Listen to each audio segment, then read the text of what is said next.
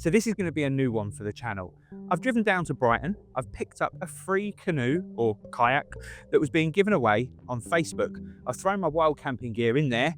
It's not leaking so far, and I'm going to head off along the Medway Canoe Trail for 29 kilometers and get in a wild camp. So how is my first wild camping canoe or kayak experience started? If you know what this is, whether it is a canoe or a kayak, leave a comment below, let me know. I think it's a closed tandem kayak, but I could be wrong. So after heading off the wrong way from Tonbridge for about an hour, I figured it out and then turned around and headed back. So after 2 hours of getting back to exactly where I started, I then headed off in the right direction. There was a nice couple at the slip that gave me some pointers on how to get in and out of a kayak.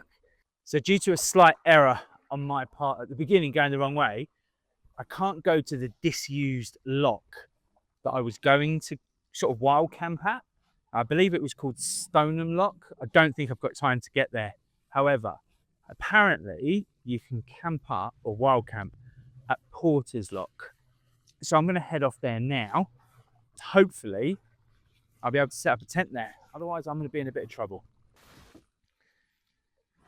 So I've actually just seen a really nice couple with their dog wild camped up on the side of the bank, and it was brilliant. They gave me some great advice. Basically, that way, don't even bother try wild camping. Apparently the farmer comes over with a big, one of them cane Corsa dogs, tells you to move on, which is fair enough because it's his land.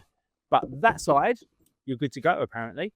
So if I can't get to Porter's Lock, they've already just given me a lovely little tip that there is apparently a big, beautiful tree down here with a nice spot for camping. That's the tree they're talking about. I paused then because I've just hit something in this river and I felt it going along the bottom of the boat. But yeah, if we look over there, that looks to be the tree that they're talking about. Apparently it's public land. You don't get moved on. Let's go over and check it out, shall we? So look, if I turn around and let you see this, look at me with my canoe skills. Oh, I'm even going backwards now. There is good. Okay, I'm gonna go hit the lock first.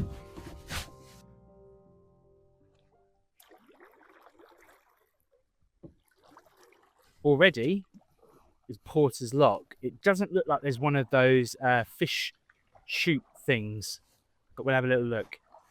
Okay, there is one of them fish chute things, and I can see already, if I turn you, the sign there is telling me this is a red number 2. Now I've only done number 1 so far. Oh dear. Let's give it a go.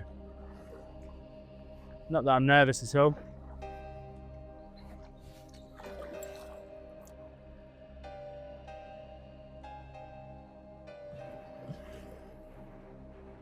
Okay. Let's see, shall we? Oh, good luck. Uh-oh, this looks a bit more rapidy than the other one. Here we go.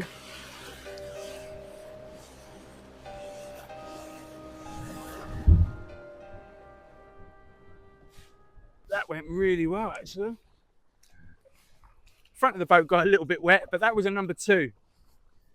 Am I good to wild camp here?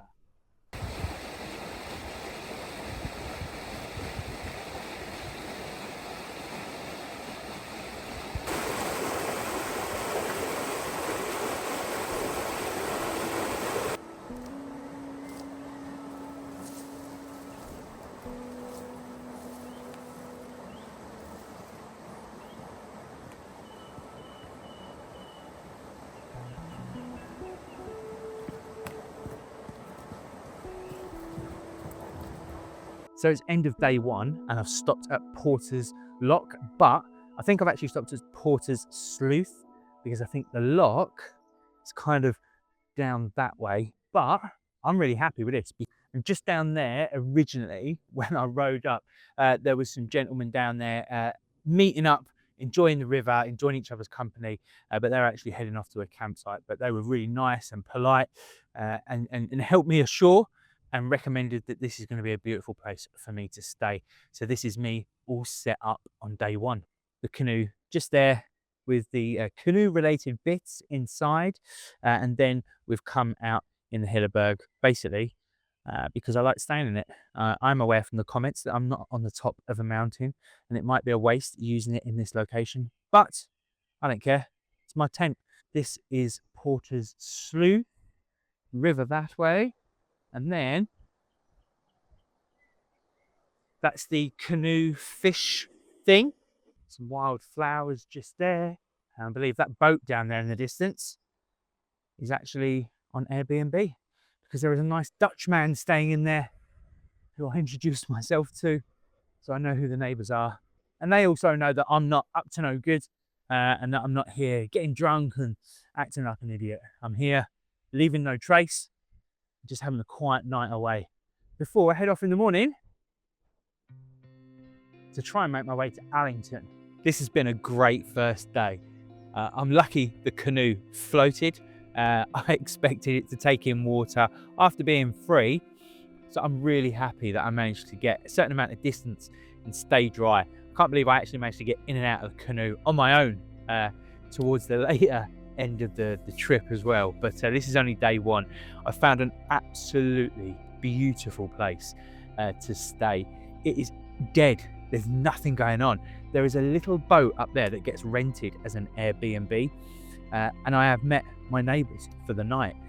It's a Dutch couple and they are really, really lovely. So they're also canoeists back in the Netherlands. So they're really happy to see me and absolutely have no problem me plotting up here. The little mozzies and flies are going nuts though as I'm near the water. So what I'm gonna do now is a little bit of admin, make sure I'm cleaned, make sure all my gear's cleaned and packed in a certain way, and really get my head down because I've got a really early start to get up on the water. I'm interested for those who've wild camped and camped, if you've tried this canoe wild camping thing, and if you have, leave a comment below, or even if you'd like to give it a go, leave a comment below. I will see you in the morning.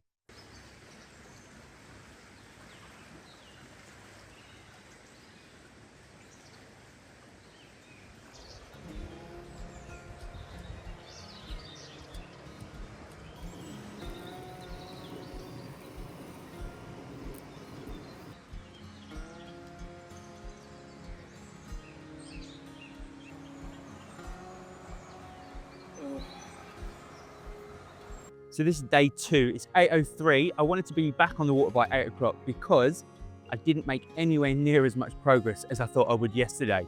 You can see I camped just up there last night and it was wicked. Obviously super flat, lovely grass, no one disturbed me.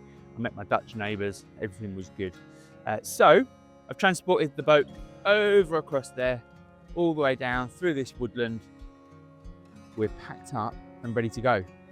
So all that's left really is to jump in the boat, head on off because the progress I made yesterday was nowhere near what I needed.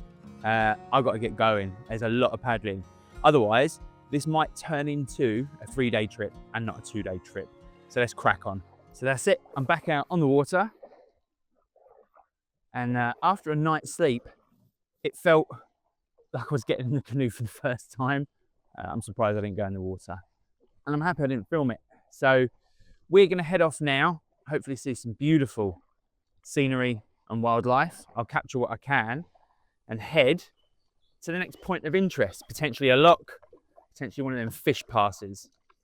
But last night's wild camp, that was pretty awesome. Morning.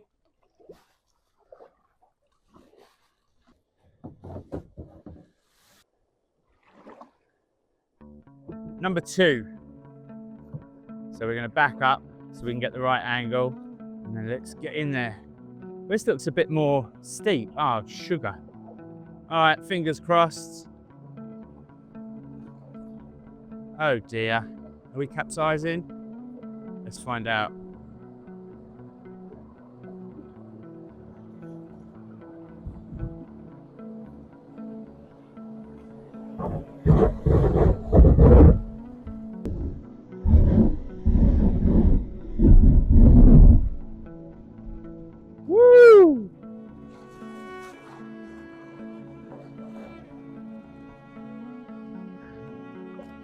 Got a little bit wet on that one. And that was a hairy one, that was. I was a bit unexpected, that one, and that's a 2. Really looking forward to what a 3 looks like. Let's get a motor on.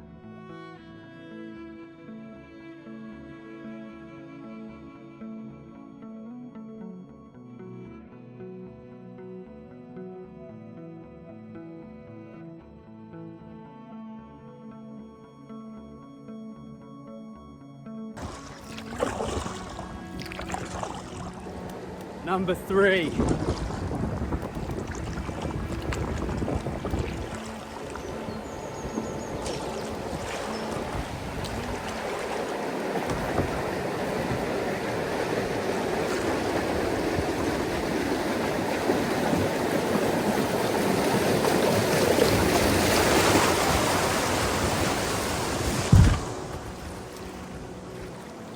So I've just pulled in at the side here and got out again without getting wet, touch wood. So just having a little rest, because this is Weir Lock, and you can see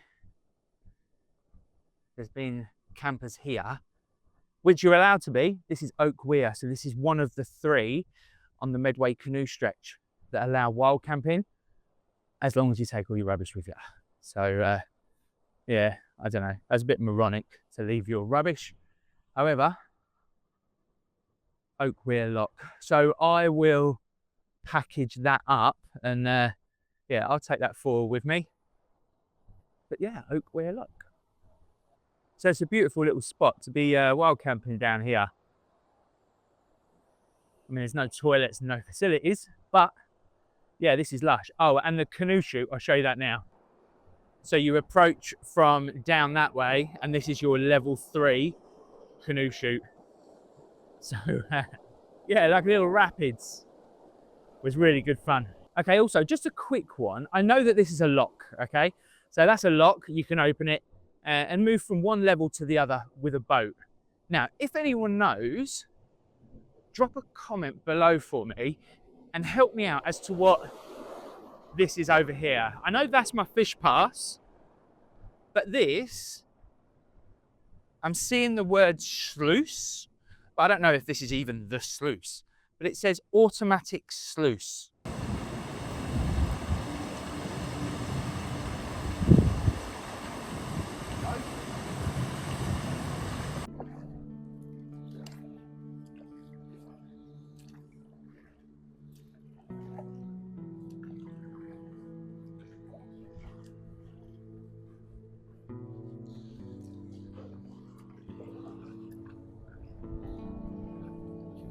So something happened I didn't expect, and that was about 50 kids on a Duke of Edinburgh expedition taking up the lock, and it literally took me an hour just to walk over my canoe, which was a bit unfortunate. What it has done is it's made getting to Allington today a little bit touch and go, to be honest with you. I'm gonna keep paddling. I'm gonna find some beautiful things. I'm gonna keep going. I'm gonna try and get to some landmarks. And when it's time to call it a day, it's time to call it a day.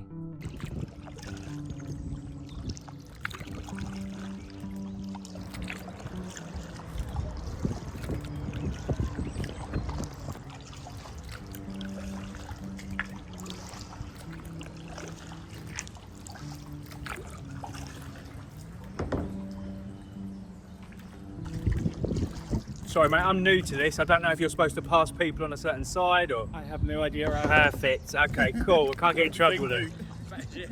That was bad, but good.